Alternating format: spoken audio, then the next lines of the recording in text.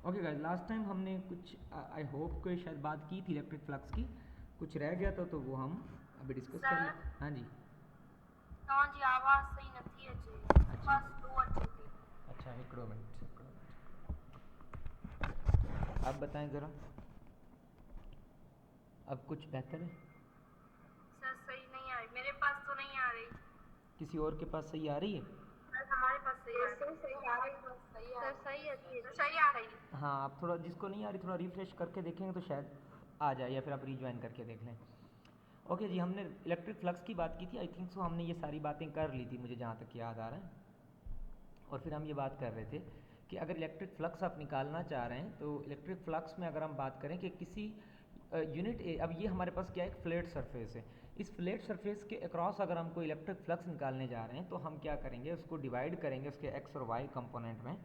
तो वाई जो कंपोनेंट जो होता है वो तो सरफेस के पैरेलल है बिल्कुल, तो इसमें से कोई भी इलेक्ट्रिक जो हमारे पास फील्ड्स हैं, इलेक्ट्रिक लाइंस जो हैं वो पास नहीं होंगी। तो हम कहेंगे वाई के क्रॉस कोई हमारे पास फील्ड नहीं होगी, सिर्फ एक्स हमारे पास बचेगा, क्योंकि एक्स जो है वो अलॉन्ग दी एक्स एक्सिस है।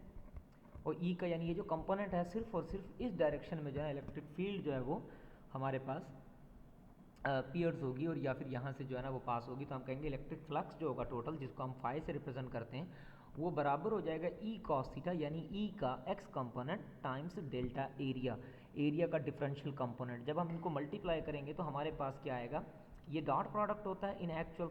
तो हम क्या कहेंगे, एक्चुअली में जो डी फाई है आपके पास वो ई वेक्टर, यानी ये इलेक्ट्रिक फील्ड है हमारे पास, ये हमारे पास क्या होता है, वेक्टर डॉट प्रोडक्ट होता है ई वेक्टर का और डेल्टा एरिया वेक्टर का। जब हम इन दोनों का डॉट प्रोडक्ट ले लेंगे और अगर हमें टोटल, सर वाई में इलेक्ट्रिक लाइंस नहीं होंगी। नहीं वाई में नहीं जाएंगी, क्यों? क्योंकि इलेक्ट्रिक लाइंस जो है वो, ये जो वाई कंपोनेंट है वो क्या है, पैरेलल टू दी सरफेस है, सरफेस के पैरेलल है। तो अपवर्ड क्योंकि हमारे पास लाइंस नहीं जाएंगी, क्यों? क्योंकि इलेक्ट्रिक फील्ड जो है वो इस तरफ से एंटर हो रही है इसमें, तो इलेक्ट्रिक लाइंस जो है वो इस तरह से नहीं जाएंगी। क्यों? क्योंकि एक तो एरिया क्या है, पैरेलल है, सॉरी इसकी जो ये जो सरफेस है parallel to the Y axis है, और इसका जो एरिया है वो इस तरह से है, यानी परपेंडिकुलर है टू दी सरफेस। तो जो परपेंडिकुलर एरिया होगा हम उसके अक्रॉस लेंगे कि जी इसमें से सिर्फ जो है ना हमारे पास इलेक्ट्रिक लाइंस जो है वो पास होंगी, वर्टिकली पास नहीं होगी, क्योंकि वो वेक्टर के एरिया के क्रॉस नहीं होगा। तो हम सिर्फ एक्स कंपोनेंट का पोर्शन लेंगे तो हमारे सर पास वाई परपेंडिकुलर है ना, parallel. Parallel to the surface है वाई, ये जो सरफेस है ना, ये जो फ्लैट सरफेस है इसके पैरेलल है और एरिया के परपेंडिकुलर है। Okay sir. ठीक है जी, तो हम इस तरह से कह सकते हैं। तो लेकिन एरिया और फील्ड के दरमियान जो डिस्टेंस है, यानी ई एक्स और एरिया के दरमियान जो डिस्टेंस है, वो दोनों आपस में पैरेलल भी हो सकते हैं, और कोई दूसरा एंगल भी हमारे पास यहाँ पे तो हम पैरेलल ले रहे हैं इनको। एंगल क्या ले रहे हैं इनका, ज़ीरो ले लेते हैं, तो हमारे पास ई कॉस ज़ीरो वन होता है, कॉस ज़ीरो वन होता है, तो ई डॉट डेल्टा ए आ जाएगा।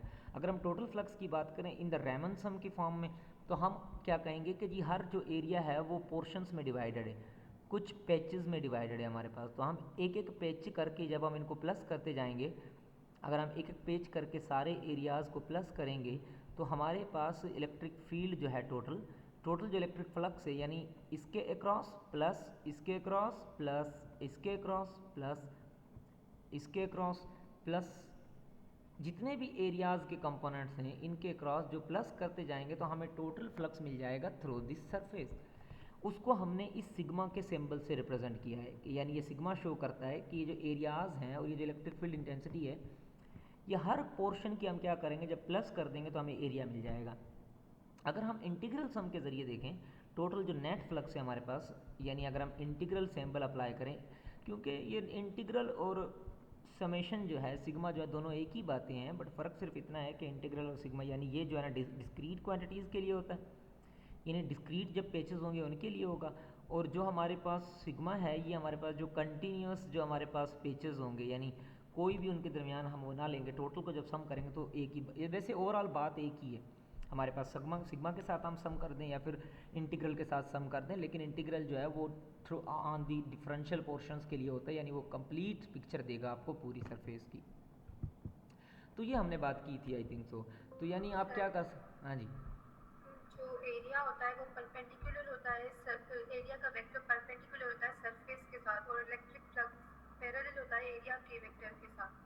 यानी वाई जो है वो वाई कंपोनेंट जो है ये पैरेलल है सरफेस के,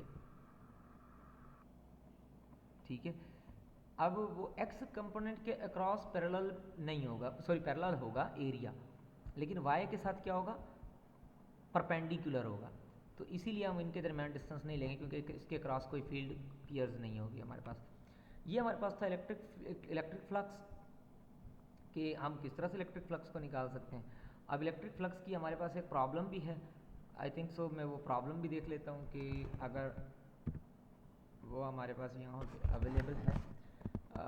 हाँ, फ्लक्स थ्रू अ क्लोज्ड, ये वाली प्रॉब्लम जो है ना हमारे पास है, दिस वन। तो अब देखें, अब हमारे पास ये तो पहले हमने डिस्कस की थी, अगर आपको याद हो कि हमने ये प्रॉब्लम डिस्कस कर ली थी थ्रू अ सिलेंड्रिकल पोर्शन। अगर हम इलेक्ट्रिक फ्लक्स की बात करें, ये हमने पहले ही इस पर डिस्कस किया था, ठीक है जी। तो इसको तो हमें डिस्कस करने की ज़रूरत नहीं है कि हम इस सिलेंड्रिकल सरफेस के क्रॉस किस तरह से हम इलेक्ट्रिक फ्लक्स निकाल सकते हैं, टोटल फ्लक्स। और बाकी हम अगले की तरफ चलते हैं। अगर क्वेश्चन कहते हैं तो मैं रिवाइज़ कर देता हूँ, लेकिन इसमें ज़रूरत नहीं है कोई, वैसे आप लोग खुद देखेंगे तो इसमें सॉल्व भी है, आप उस पर काम कर लीजिएगा, ठीक है जी। अब हम चलते हैं आगे, जो हमारे पास अगला हमारे पास टॉपिक है, दैट इज़ इलेक्ट्रिक फ्लक्स हो गया हमारे पास। अब हम बात कर लेते हैं गॉसेस लॉ की ना।